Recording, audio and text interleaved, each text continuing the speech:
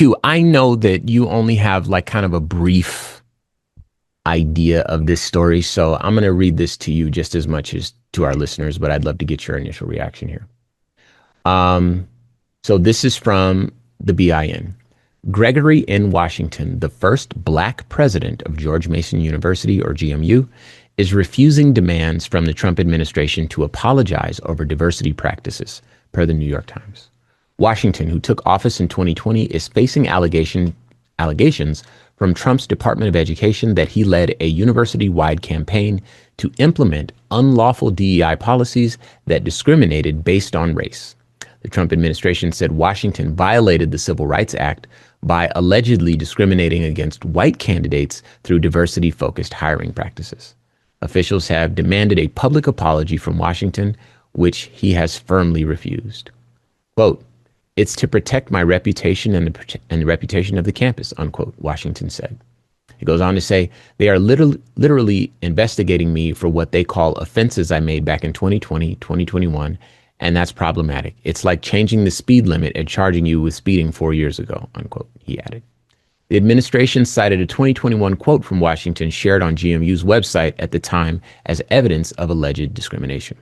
Quote, "If you have two candidates who are both above the bar in terms of requirements for a position, but one adds to your diversity and the other does not, why wouldn't that candidate be better, even if that candidate may not have better credentials than the other candidate," unquote, the quote read.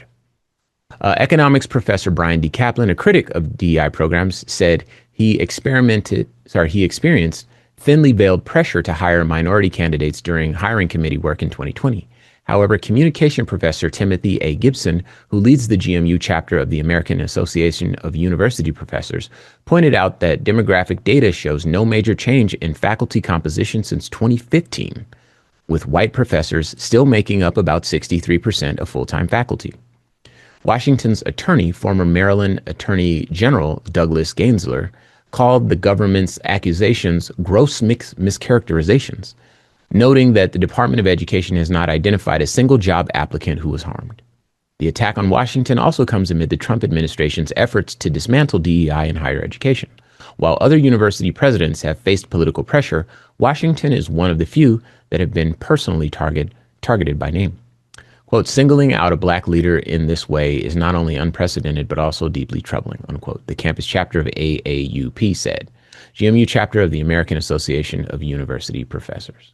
The outcome of the Education Department's investigation will likely determine the fate of DEI efforts at public universities across the country. Quote, "If they can knock down someone like Greg Washington, that's just one more domino that falls," unquote, GMU professor emeritus James A. Finkelstein, who studies university presidencies, said. Okay. So that's it. What say ye, Q Ward? Kudos to him for not pre-complying and just bending the knee like everyone else is doing. Exactly. The quote, however, is problematic. Okay. If you have two candidates who are both above the bar in terms of requirement for a position, but one adds to your whiteness and the other does not, then why wouldn't that candidate be better? Even if that candidate may not have better credentials than the other candidate. And that's not what the quote says. But I think we would all agree that that was problematic if it did. So switching out whiteness for diversity means that the quote is problematic. Yeah. Okay. I see what you're saying. Right. The thing that they're arguing, which has not been the truth. And this kind of infuriates me because this is the myth we've been trying to debunk. And his quote holds it up. His quote says, if you have two candidates who are both above the bar in terms of requirements for a position, but one adds to your diversity and the other does not, then why couldn't that candidate be better? Even if the candidate may not have better credentials. And what we have been trying to argue for ages is that we're not less qualified and being given the chance because we're diverse or black or woman. We're as qualified and we're being given an opportunity that we otherwise wouldn't be given, not because we're lesser than someone else and we didn't, like that whole didn't earn it thing that they say, their whole argument against affirmative action has always been based on the myth that we were less qualified and being given an opportunity above someone that was more qualified than us. And that's not the case. So I love what he's standing for. I love that he's not bending the knee. I even think I love what he meant to do here. Yeah. But that quote is problematic because it holds up the myth that they've been trying to use against us Yeah. to get rid of DEI and affirmative action. Yeah. Giving off the idea that less qualified minority candidates are being given the opportunity over more qualified white candidates. So watch this. I think the reason that it didn't stand out to me initially as being problematic is because I'm not taking that quote by itself. That quote doesn't exist in my world as in a vacuum. That quote is framed by the fact that white professors still make up 63% of full-time faculty. So that's one of the other things in my universe. So it's this quote plus the fact that the school has 63% full-time white faculty. Another thing that exists in my universe is that diversity is valuable. It brings additional perspectives to the table. It brings additional experiences. It brings different ideological frameworks to the conversation. So you have a more dynamic team, a more dynamic endeavor, a more dynamic enterprise, whatever the case is. So in my worldview, diversity is good, or in my universe, rather, diversity is good. In my universe, I have this information that 63% of these people are already white. And then I add this quote in. So given that context, the quote makes sense, what he was saying. Again, there's a more eloquent way to say it, to your point. And the other part of it, of course, is that quote in a vacuum, absolutely, you're absolutely spot on, because it does hit the ear funny if you don't bear in mind the other parts of this story. So, but here's the problem, even with the added context. Okay.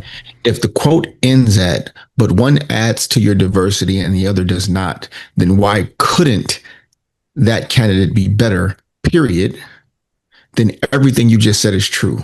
Oh, yeah, the last little But bit. when you follow that up with, even if that candidate may not have better credentials than the other candidate, you lose me. Well, how about this? Because it gives credence to what and they're saying, credibility to the argument that they've made in the highest courts to make it as if we are reverse discriminating.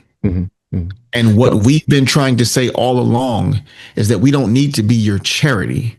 We are qualified, in some cases more qualified, and never even being considered. Adding that last piece to that quote gives them all the credence they need to say, hey, we're now the ones being discriminated against. Yeah. And I'll never be okay with giving them the water to put our fire out with. So here's what, and I recognize that this, you're not wrong.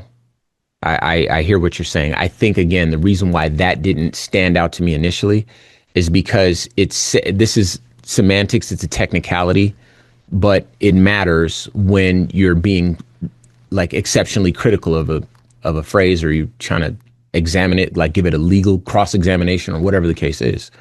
But what the last part of the statement says is even that candidate, even if that candidate may not have better credentials than the other candidate, which doesn't necessarily mean that they're not the same. So what I gathered initially was kind of the same thing that he started the phrase off with, and I'll say it again. If you have two candidates who are both above the bar in terms of requirements for a position, but one adds to your diversity and the other does not, then why couldn't that candidate be better, even if that candidate may not have better credentials than the other candidate? Again, I'm still assuming they have the same qualifications. So to me, it was just kind of, I clocked that. It's not so eloquent, but it just didn't, I see how people could use it against him, but again, with a legal examination, he's not saying what he's not saying there. So that's probably why it didn't stand out to me. But to your point, and to conclude, somebody's standing up for something, and that feels special.